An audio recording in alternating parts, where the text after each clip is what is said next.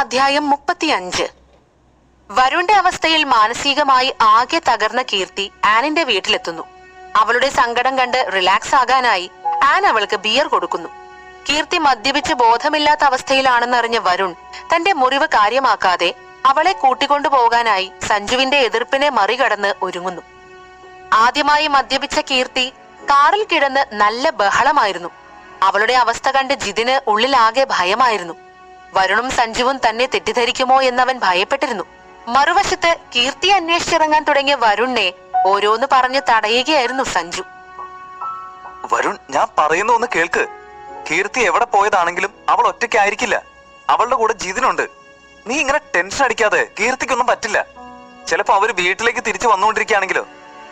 നീ പറയുന്ന കാര്യങ്ങളിലൊക്കെ നിനക്ക് ഉറപ്പുണ്ടോ സഞ്ജു?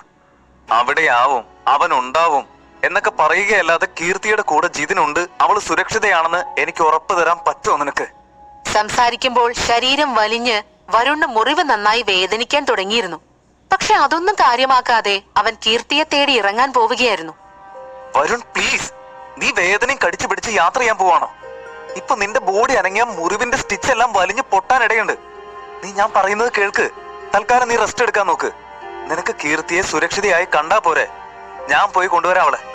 അല്ലെങ്കിൽ ജിതിനെ ഒന്ന് വിളിച്ചാ പോരെ? എല്ലാം അറിയാലോ.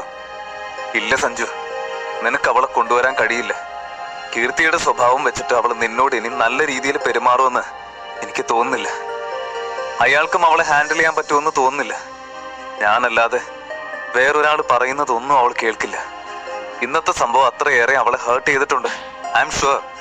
അവളെ കൺവിൻസ് ചെയ്ത് നിനക്ക് കെട്ടിച്ചു തന്നത് ഞാൻ തന്നെയല്ലേ? ഇന്നത്തെ പോലെ ഒരുപാട് ഇൻസിഡൻസ് സ്വന്തം ലൈഫിൽ നേരിട്ടിട്ടുള്ള ഒരാളാണ് അവള്.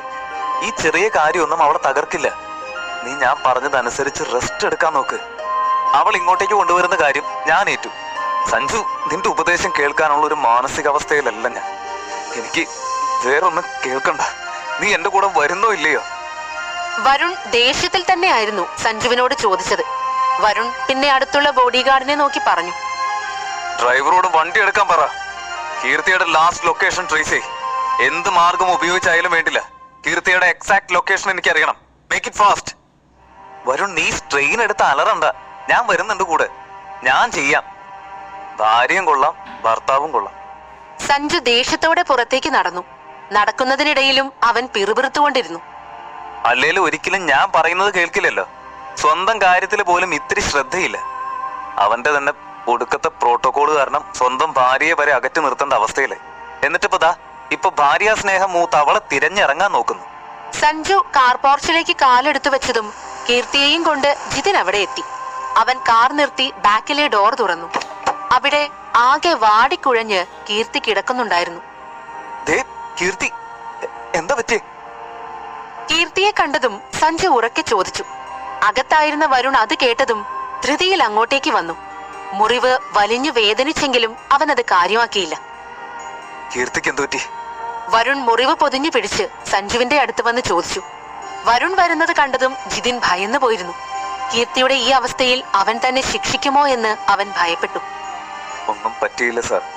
ഫ്രണ്ടിനെ കാണാൻ പോയ മാം അവിടെ നിന്ന് കമ്പനി കൂടി ഇച്ചിരി ഓവറായി കുടിച്ചോന്ന് തോന്നുന്നു. വരുന്ന വഴിക്കെല്ലാം ആകെ ബഹളവും ഛർദിയായിരുന്നു. അതാണ് ഇത്രയും ലേറ്റ് ആയത്. കുറച്ചു കഴിഞ്ഞാൽ നോർമൽ ആയിക്കോളും. ആള് ഞാനൊന്ന് വിളിച്ചു നോക്കട്ടെ. ജിതിൻ ഒറ്റ ശ്വാസത്തിൽ പറഞ്ഞു. തന്റെ ഭാഗത്ത് തെറ്റില്ലെങ്കിലും വരുണിന്റെ സ്വഭാവം ആലോചിച്ച് അവന് പേടിയുണ്ടായിരുന്നു. ഇറ്റ്സ് ഓക്കെ ജിതിൻ, താൻ പോയിക്കോ. കീർത്തിയുടെ കാര്യം ഞാൻ നോക്കിക്കോളാം. എനിവേ താങ്ക്സ്, കീർത്തിയെ സുരക്ഷിതമായി തിരിച്ചെത്തിച്ചതിന്. വരുൺ പോകാൻ സമ്മതം കൊടുത്തതും ജിതിൻ അവിടുന്ന് പോയി. കീർത്തിയെ കാറിൽ നിന്നും ഇറക്കാനായി വരുൺ പുറപ്പെട്ടു. അത് കണ്ടതും സഞ്ജു അവനെ തടഞ്ഞുകൊണ്ട് പറഞ്ഞു, ഹലോ, എങ്ങോട്ടാ? തൽക്കാലം കീർത്തിയുടെ കാര്യം ഞാൻ നോക്കാം. നീ ഇപ്പൊ അവളെ പൊക്കിയെടുത്ത് മുറിവിന് കൂടുതൽ സ്ട്രെയിൻ കൊടുക്കണ്ട. ഈ കാര്യത്തിലെങ്കിലും വാശി കാണിക്കല്ലേ പ്ലീസ്. പക്ഷെ സഞ്ജുവിന്റെ വാക്കുകൾ വരുൺ ചെവിക്കൊണ്ടില്ല. അവൻ വേഗം കാറിലേക്ക് കയറിയിരുന്നു. അത് കണ്ടതും സഞ്ജു അകത്തേക്ക് കയറിപ്പോയി. കീർത്തിയാണെങ്കിൽ എത്ര വിളിച്ചിട്ടും എഴുന്നേൽക്കുന്നുണ്ടായിരുന്നില്ല. സഞ്ജു, കുറച്ച് വെള്ളം കൊണ്ടുവരോ? വരുൺ അകത്തേക്ക് നോക്കി വിളിച്ചു പറഞ്ഞു. കീർത്തിയുടെ അവസ്ഥ കണ്ടപ്പോൾ തന്നെ വരുൺ അവളെ വിളിക്കാൻ വെള്ളം ആവശ്യമുണ്ടാവുമെന്ന് സഞ്ജുവിന് തോന്നിയിരുന്നു. അതുകൊണ്ട് തന്നെ അവൻ വെള്ളവും എടുത്ത് പുറത്തേക്ക് വന്നുകൊണ്ടിരിക്കുകയായിരുന്നു. വരുൺ സഞ്ജുവിന്റെ അടുത്ത് നിന്ന് വെള്ളമെടുത്ത് കീർത്തിയുടെ മുഖത്ത് തളിച്ചു. മുഖത്ത് വെള്ളം വീണതും അവൾ എന്തൊക്കെയോ പിച്ചും പേയും പറഞ്ഞു. അന്നമ്മേ, എനിക്ക് പ്രതികാരം ചെയ്യണം. ഇത്രയും സുന്ദരിയായ എന്നെ ഒന്ന് കാണിക്കാതെ ആ പരട്ട സഞ്ജു ഏതോ ഒരു ലേഡി ഡോക്ടറെ കൊണ്ട് എന്റെ വരുണിനെ ചികിത്സിപ്പിച്ചു.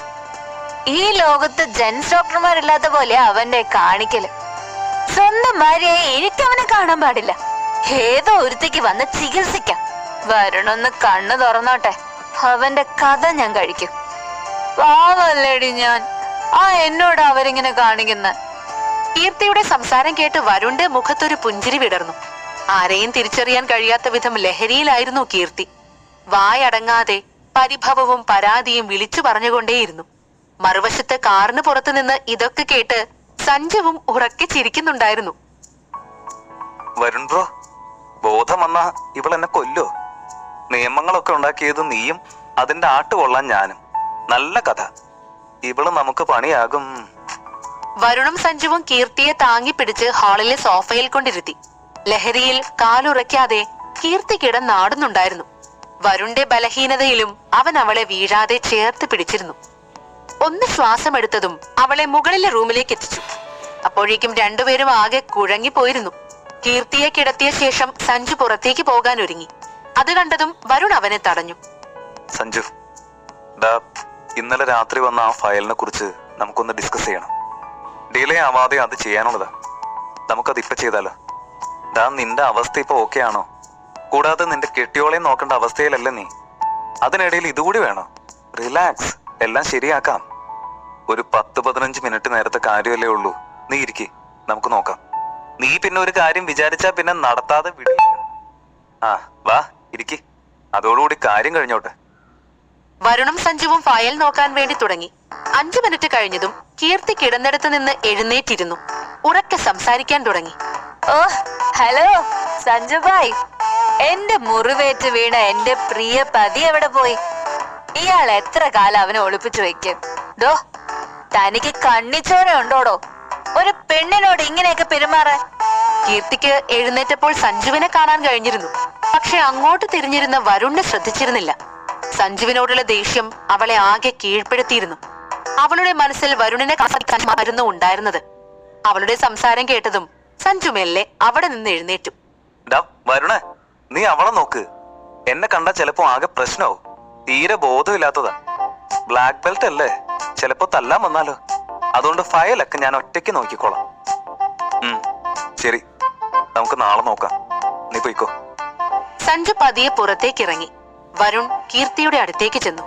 കീർത്തി, നീ കിടക്കുന്നില്ലേ? ഒരുപാട് സമയമായി, ഉറങ്ങാൻ നോക്ക്. വരുണിനെ കണ്ടതും കീർത്തിയുടെ കണ്ണുകൾ നിറഞ്ഞു. അവൾ ഉറക്കെ ചിരിച്ചു. അല്ല, ഇതാര്? ദി ഗ്രേറ്റ് വരുൺ കിഷോറോ? ഇപ്പൊ ഇയാൾക്ക് എന്റെ അടുത്തേക്ക് വരാവോ? സെക്യൂരിറ്റി ഇഷ്യൂസ് ഒന്നുമില്ലേ? എനിക്ക് ഏറ്റവും ആവശ്യമുള്ളപ്പോ അടുത്തേക്ക് വരാൻ പറ്റാത്ത ഒരാള് ഇനി എന്റെ അടുത്തേക്ക് വരണ്ട. ദൂരെ പോയിക്കോ. മദ്യലഹരിയിലായിട്ടും കീർത്തി വരുണിനെ കളിയാക്കുകയായിരുന്നു. ഇന്നത്തെ സംഭവം അവളെ അത്രയേറെ വിഷമിപ്പിച്ചിരുന്നു. പക്ഷെ വരുൺ അവളുടെ വാക്കുകൾക്കൊന്നും ചെവി കൊടുത്തില്ല. അവൻ വേഗം താഴേക്കുള്ള കോളിംഗ് ബെൽ അടിച്ചു. വരുണിന്റെ വിളി കേട്ടയുടനെ വീട്ടിലെ 2-3 വേലക്കാർ ഓടി വന്നു. അവരെ കണ്ടതും വരുൺ അവരോടായി പറഞ്ഞു. കുറച്ച് മോര് കലക്കി കൊണ്ടുവാ. വരുൺ പറഞ്ഞതനുസരിച്ച് കുറച്ചു സമയത്തിനകം ഒരാൾ മോര് കലക്കി കൊണ്ടുവന്നു. വരുൺ അത് കീർത്തിക്ക് സ്പൂൺ കൊണ്ട് കോരി കൊടുത്തു. പക്ഷെ അവൾ തല വെട്ടിച്ചുകൊണ്ടിരുന്നു. അതോടെ വരുണ് ദേഷ്യം വന്നു. അവൻ സ്പൂൺ വലിച്ചെറിഞ്ഞ് അവളുടെ തല പിടിച്ച് വായിലേക്ക് മോര് ഒഴിച്ചു കൊടുത്തു. ഇടയ്ക്ക് അവൾ തല കുടഞ്ഞ് തുപ്പാൻ ശ്രമിച്ചു.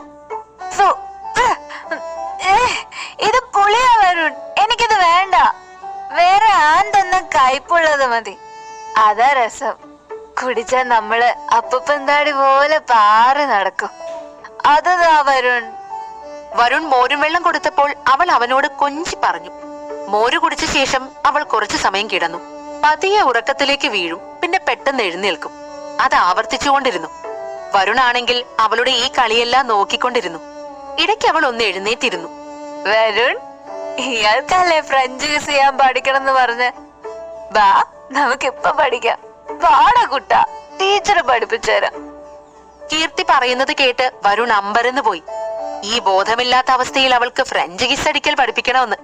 അവൻ തലയിൽ കൈ താങ്ങിയിരുന്നു പോയി. പക്ഷേ കീർത്തി വിടാൻ ഒരുക്കമല്ലായിരുന്നു. അവൾ അവനെ ശല്യം ചെയ്തുകൊണ്ടേയിരുന്നു. പക്ഷെ കീർത്തിയുടെ ഈ കോമാളിത്തരങ്ങൾ ആസ്വദിക്കാനുള്ള ഒരു മാനസികാവസ്ഥയിലായിരുന്നില്ല. ഒടുവിൽ സഹികെട്ട് അവൻ പറഞ്ഞു, ഓക്കെ നമുക്ക് പഠിക്കാം. പക്ഷെ ഇപ്പോഴല്ല, നാളെ നേരം വെളുത്തിട്ട്. ഇപ്പോ താൻ മദ്യപിച്ച് ആകെ വെളിവ് തെറ്റിയിരിക്കുക. ഈ അവസ്ഥയിൽ പഠിച്ചാൽ ശരിയാവില്ല. സഞ്ജു അടുത്ത മുറിയിലിരുന്ന് ഇവിടെ നടക്കുന്നതെല്ലാം കേൾക്കുന്നുണ്ടെന്ന് വരുണിന് അറിയാമായിരുന്നു. തന്റെ അവസ്ഥയിൽ വരുണിന് ശരിക്കും ദേഷ്യം വരുന്നുണ്ടായിരുന്നു. പക്ഷേ വരുൺ പറഞ്ഞതനുസരിക്കാൻ കീർത്തി തയ്യാറായിരുന്നില്ല. പറ്റൂല വരുൺ, ഇപ്പൊ തന്നെ പഠിപ്പിക്കണം. നാളെ എനിക്കിതിന് സമയമില്ല. എനിക്ക് നിന്നോട് പ്രതികാരം ചെയ്യണം ഇപ്പൊ തന്നെ, കീർത്തി ആവർത്തിച്ചു പറഞ്ഞു. പ്രതികാരം? എന്നോട്? വരുൺ ആശ്ചര്യത്തോടെ ചോദിച്ചു. നിന്നോടുള്ള പ്രതികാരം. നിന്റെ ഭാര്യയായിട്ടും നിന്റെ അടുത്ത് എന്തെങ്കിലും അവകാശം എനിക്കുണ്ടോ? ഇന്ന് തന്നെ നിന്നെ ഒന്ന് കാണാൻ പോലും നിന്റെ ആ പ്രോട്ടോകോൾ കാരണം പറ്റിയോ? ഞാൻ എത്ര വേദനിച്ചെന്നറിയോ? നിന്നെ ഒന്ന് കാണാനാവാതെ, നിന്റെ അവസ്ഥ ഒന്നും അറിയാതെ. അതൊന്നും പറഞ്ഞാൽ നിനക്ക് മനസ്സിലാവില്ല. നിനക്ക് അതിന് ഏതിനും പ്രോട്ടോകോൾ ആണല്ലോ. ചിരിക്കാൻ പ്രോട്ടോകോള്, കരയാൻ പ്രോട്ടോകോള്, എല്ലാത്തിനും പ്രോട്ടോകോൾ. ഇനി മുതൽ നിന്റെ പ്രോട്ടോകോൾ ഇല്ല വരുൺ. നീ എന്നെ വേദനിപ്പിച്ചതിന് ശിക്ഷ തരാൻ പോവാ ഞാൻ. വരുണിന് ശരിക്കും ദേഷ്യം വന്നു തുടങ്ങിയിരുന്നു. പക്ഷെ കീർത്തി അവനോട് കൂടുതൽ ചേർന്നിരുന്നു. അവനെ ആകെ തൊട്ടൊഴിഞ്ഞ് കഴുത്തിൽ കൈ ചുറ്റിപ്പിടിച്ചു. വാ വരുൺ, നമുക്ക് പ്രേമിക്കാം. നിനക്ക് പ്രേമം വരില്ലല്ലേ? ഇന്നെല്ലാം ശരിയാക്കി തരാം. വരുൺ ദേഷ്യമടക്കി അവളെ അനുനയിപ്പിക്കാൻ നോക്കി. പക്ഷെ കീർത്തി അനുസരിക്കുന്നുണ്ടായിരുന്നില്ല. പ്ലീസ് കീർത്തി, ഇന്ന് എന്നെ വെറുതെ വിട്. എനിക്ക് മേലാകെ വേദനയാ. കൂടാതെ താനും നല്ല ഹൈ ആണ്. ഇപ്പൊ നല്ല കുട്ടിയായി ഉറങ്ങാൻ നോക്ക്. പ്രതികാരമൊക്കെ നമുക്ക് നാളെ ചെയ്യാം. പെട്ടെന്ന് കീർത്തി വരുണിന്റെ ഷർട്ടിനുള്ളിലേക്ക് കൈ കടത്തി. വരുണിന്റെ മുറിവേറ്റ ഭാഗത്ത് അവളുടെ കൈ തട്ടി. വരുൺ വേദന കൊണ്ട് അലറിപ്പോയി. സ്റ്റോപ്പ് ഇറ്റ് കീർത്തി. നിന്റെ അടുത്ത് എന്താ കാര്യം പറഞ്ഞാൽ മനസ്സിലാവില്ലേ? ഇനിയും എന്നെ തൊട്ടാ അത് നിനക്ക് നല്ലതിനാവില്ല. Mind it. സഹിക്കുന്നതിനൊക്കെ ഒരു പരിധിയുണ്ട്. കീർത്തി സ്വബോധത്തോടെ അല്ലെങ്കിലും വരുൺ ദേഷ്യം പിടിച്ചലറിയപ്പോൾ പേടിച്ചു പോയിരുന്നു. വരുണിന്റെ ഭാവം കണ്ടപ്പോൾ ഐസ് പോലെ ഉറച്ചുപോയി. സ്വബോധത്തിലാകുമ്പോൾ കീർത്തിയുടെ പ്രതികരണം എന്തായിരിക്കും? വരുണിന്റെ മുറിവിന് എന്തെങ്കിലും പറ്റുമോ? വരുൺ കീർത്തിയോട് ക്ഷമിക്കുമോ?